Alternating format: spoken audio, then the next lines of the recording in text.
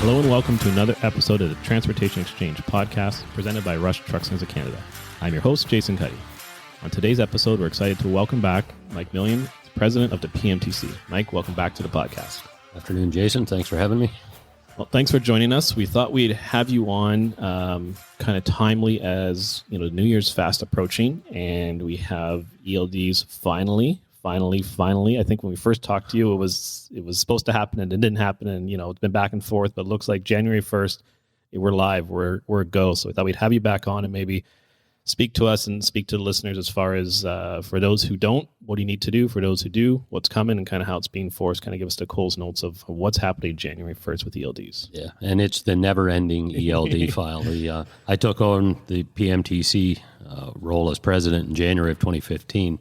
And we were consulting then, and I looked back through letters, and the first communication with Transport Canada on ELDs was 2010. Oh, geez. So, the regulation, the federal regulation actually did come into effect on June 12th of 2021. Right. However, there was no enforcement of the federal regulation. They had to delay enforcement because to comply with the regulation, you need to have a certified device, and we had no certified devices at that time.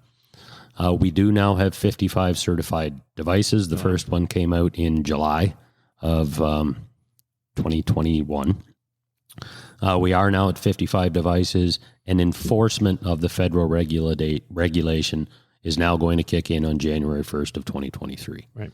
For a carrier to be compliant with the regulation, they need to go onto Transport Canada's list of certified devices, and there will be a list of every device that's certified on there. For you to make sure you have a compliant device as a carrier, if you are federally regulated, you will find on that list, you will find the make of the device, the model number of the device, and most importantly, that a lot of people don't understand, a software version that's in that device. Good point.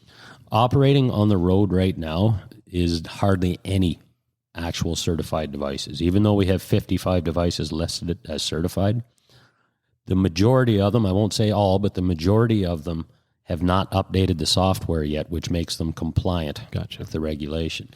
There will be some, but the majority of them haven't. So as a carrier, you need to look at the software version if you are operating a device now and see if it has been updated to the latest version.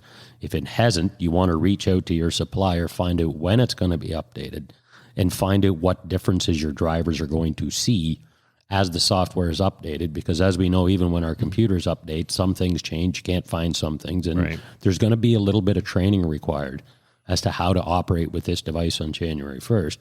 And there's going to be some flexibility that's in devices right now that once it's updated to comply with the Canadian regulation, some of that flexibility will be gone. Gotcha. So it's very important that carriers make sure they do that. And if you're federally regulated and are going to have to comply with this ELD mandate, you have less than 2 months. If you don't have a device in your vehicle, you're already late, and you better get going right away. So those are kind of the dates. Now, I was at the meetings, Canadian Council of Motor Transport Administrators meetings last week. One of their committees, Compliance and Regulatory Affairs. All the jurisdictions are there. You have representation from transportation from every province and territory as well as the federal government. It's a great place to go to get updates from every province and also, ask your own questions and opinions and have open dialogue. So obviously one of the things everybody wants to know right now is who's going to enforce this, right? And who's it going to be enforced for? So a couple key points. Federally regulated carrier is a carrier who operates outside the boundaries of their own province and territory. Okay. If that's you and you travel outside of the 160-kilometer radius, which means you need a logbook, this comes into effect on January 1st. That doesn't mean every province in Ontario and territory is going to enforce it, because some of the provinces and territories have to make changes in their regulations in order for them to be able to actually enforce the mandate, even though it's a federal mandate and it's required. Right. So that was one of the key questions we asked. And what I can tell you is, as of January 1st, 2023, BC and Quebec will not be ready to enforce the federal mandate. They don't have a confirmed date yet as to when they will be ready to enforce it. Sometime in 2023. They're updating their regs, drafting it, and then it has to go through their House. So they can't give us a confirmed date yet. Gotcha. But they will not be enforcing the federal regulation on January 1st of 2023. Northwest Territories will not be enforcing it on January 1st, but they expect to be enforcing it within a couple weeks. Okay. So basically, by the end of January, but January 1st, you're going to have everybody enforcing the federal regulation, except for BC, Quebec, and Northwest Territories. And by the end of January, everybody will be enforcing it except for BC, Quebec. So that's the federal part. The next part is what happens if you're a provincially regulated carrier. Right. So if you operate strictly within the boundaries of your own province and territory, you are then governed by the provincial regulations, not the federal regulations. It's up to each province and territory to decide if they want to adopt the ELD regulation in for their provincial carriers. That is a smaller list that is going to be enforcing it for provincial carriers as of January 1st. So on January 1st, Newfoundland, New Brunswick, Ontario, Manitoba, and the Yukon territories will be enforcing ELDs for provincially regulated carriers in their province and territory. Northwest Territories expects to be enforcing it for their provincially regulated carriers before the end of January. Gotcha. Okay.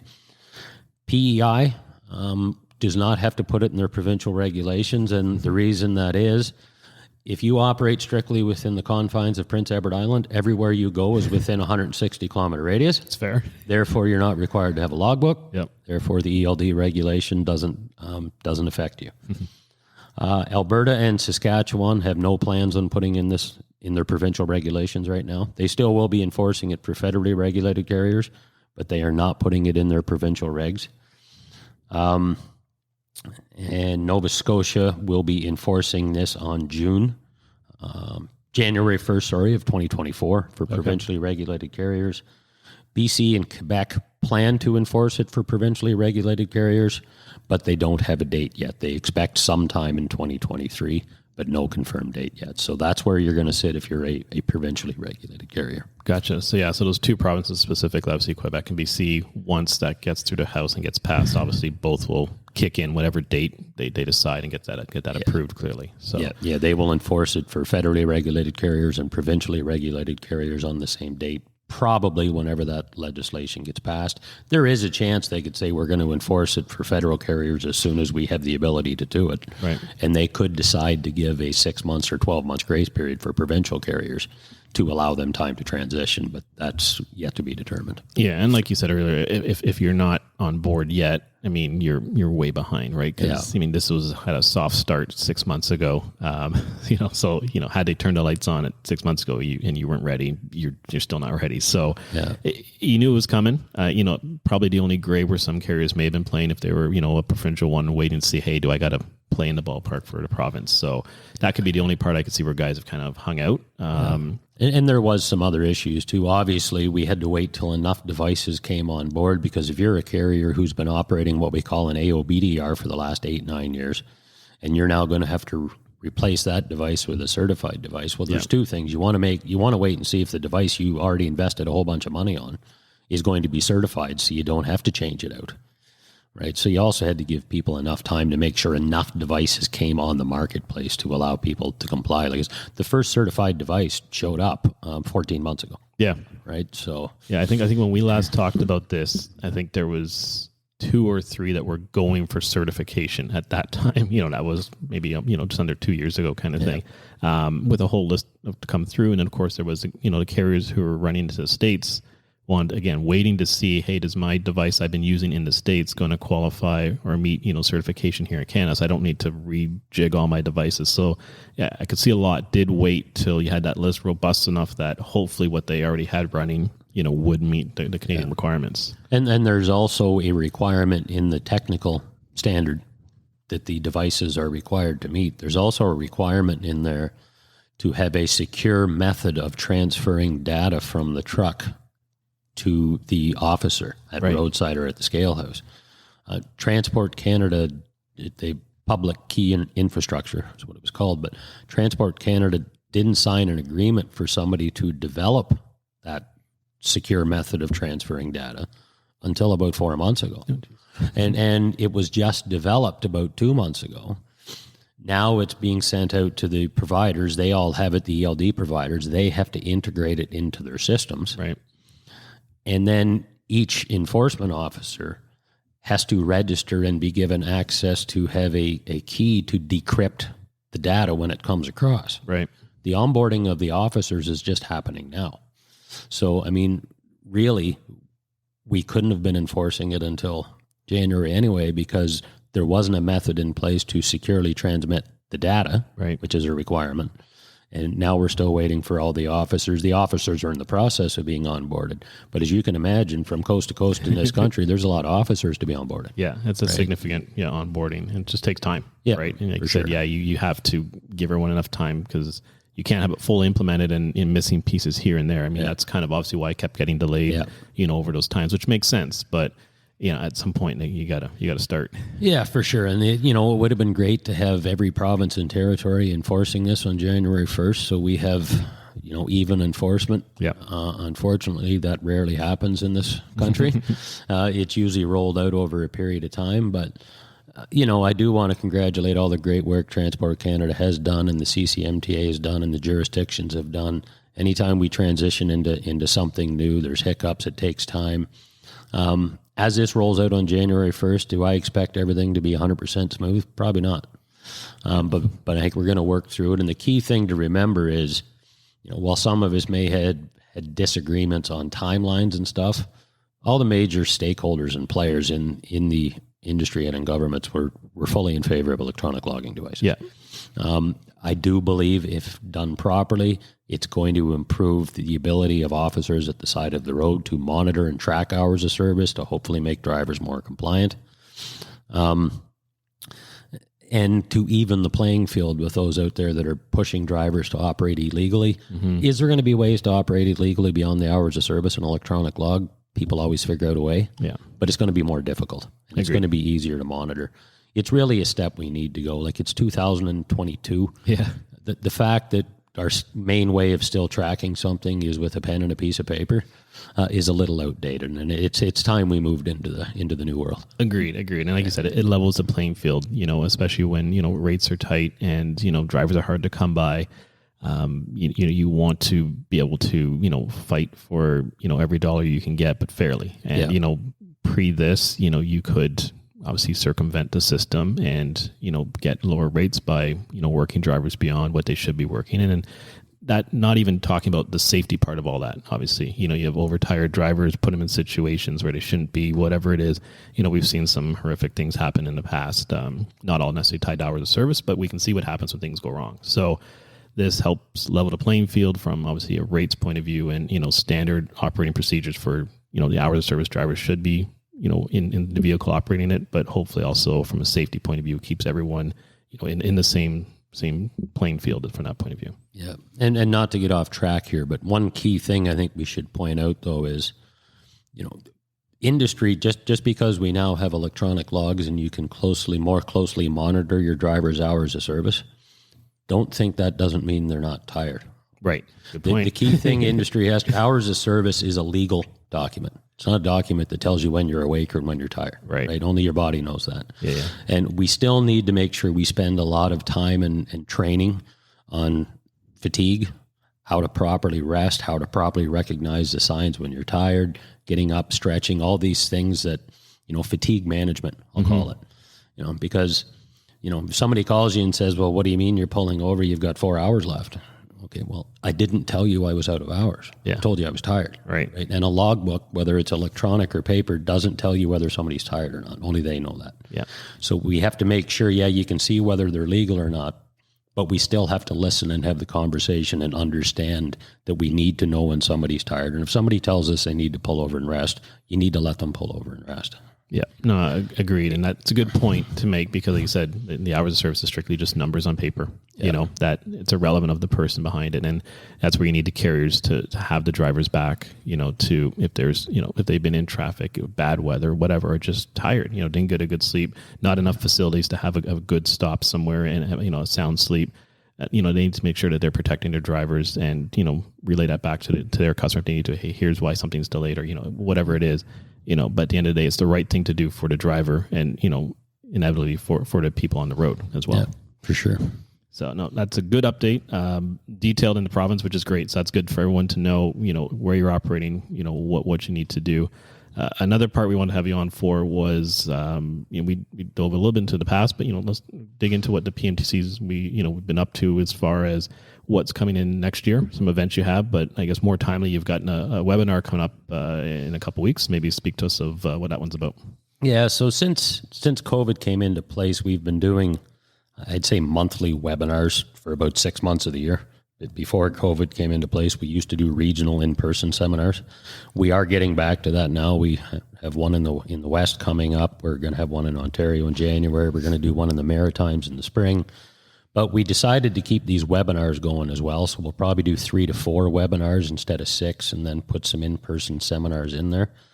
The one in December is from a company called Empirica, and it's called Are You Doing the Same Old Road Test? And it's about a system they've come up with that kind of allows you to, no matter who is doing the road test, no matter where you're doing the road test, you should be road testing the person to find out the same skill level, detail levels, what their personalities, et cetera, are. So it should be an interesting webinar. Our webinars are always free to everybody, not just our members. We get a couple sponsors who pick up the tab, and anybody who wants to attend them can for no charge. So if you're interested, it'll be, it's up on our website now, actually, for anybody who wants to register. Excellent. That's good to know. And I think you made a key point that, even myself, just by the name, traditionally, I think, people think it's a private fleet, dedicated carrier fleet, association. And it is. I mean, that's your core membership. But I think what you spoke on is, really any carrier, anyone can kind of join and be a member of the association. Yeah. So, Private Motor Truck Council of Canada, it's in our name. Yeah. So, we were founded to represent the views and interests of private and dedicated carriers. However, we have seen in the last few years a significant increase in the amount of for-hire carriers joining our association as well. And I think, the reason for that is, no matter whether you're a private fleet, a dedicated fleet, or for-hire fleet, is there some differences in how we operate? Of course there is. But 80 to 90% of the issues we're dealing with from a transportation perspective are fairly similar. Right. So even though you may not be a private or dedicated fleet, I think we still provide value and education and represent some of the views of those as well. And I think we can provide value, hopefully, no matter which segment of the industry you're from. We also have associate members. So in addition to the private and dedicated fleets, as I always say, their main business isn't trucking, a private and dedicated fleet. Their main business is getting you coffee or beer or propane or heating fuel or blood in a lot of cases, medical gases. That's their main business, but they have a fleet of trucks to get it to you. Mm-hmm. In addition to that, we have associate members, which are members who provide a product or service to the trucking industry. Right. So we have that level of membership as well. Makes sense. And the membership benefit, when you go online, you've got, online driver academy, you've got driver's license verification and a job board, for someone looking to get in the industry or looking for a change within the industry, all that is available to them to access. Yeah. So the job board is free for any of our members to post their jobs. And it's free for anybody in the community to go online and view the jobs. Gotcha. But only our members can post the jobs there. And the other stuff, the Online Drivers Academy, it's powered by Carrier's Edge and KRTS. It's transportation-specific training courses. Driver's license verification is powered by a company called Verex Direct, and it's a way to our members get discounted prices to run license verifications that come directly to their inbox. And we do have another one as well called the Driver Screening Portal, which is powered by ISB, and that's where you pay a fee. Again, PMTC membership gets you discounted rates, right. And you can run criminal checks, driver abstracts, all these stuff from their screening portal, which is secure and accessed, and it's not being forged because if you're accepting an abstract from a driver when they show up for an interview, that shouldn't be the only document you accept. You should then be running your own afterwards because those documents have been shown that they are fairly easy to forge. Gotcha. And make changes on. So. Gotcha. That's good to know. It's nice to know that you've got one resource. You're not running around trying to, get it to 3 or 4 different locations to verify things. I mean, that's huge. Yeah, right? Somebody can do it for you, basically. Which is great. And then going into 2023, you have your spring golf, which everyone loves. May 30th at Carlisle. We were on that course last year for the first time. Everything went good, so we're going to return there.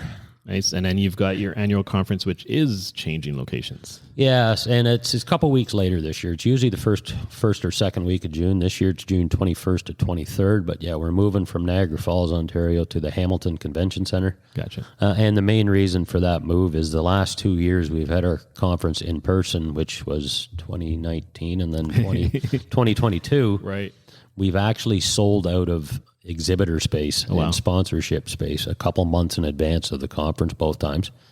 And the room was able to handle 250 people, and we had 256 and 257 registered. So this allows us to add about 10 more exhibitor spaces and allows us to bring our attendance up by about another 50 to 75. Excellent. It's always a good problem to have. So yeah, for sure. You'll take that. Yes. So that's excellent. And then for all the other webinars and in-person across the country, obviously just check out the website and check the calendar to see what's coming to, wherever you're located or what you want to see online. For sure. Yeah. Go to pmtc.ca and navigate around the website, or in worst case scenario, you can always call the office and speak to Annette, our member services coordinator and executive assistant, or myself, or shoot us an email. Excellent. Hey, well, I appreciate you coming on, getting us kind of prepped for 2023 and what we can expect of the ELDs, but also what you guys are providing to the industry. So thank you again for doing that for us. Thanks for having me.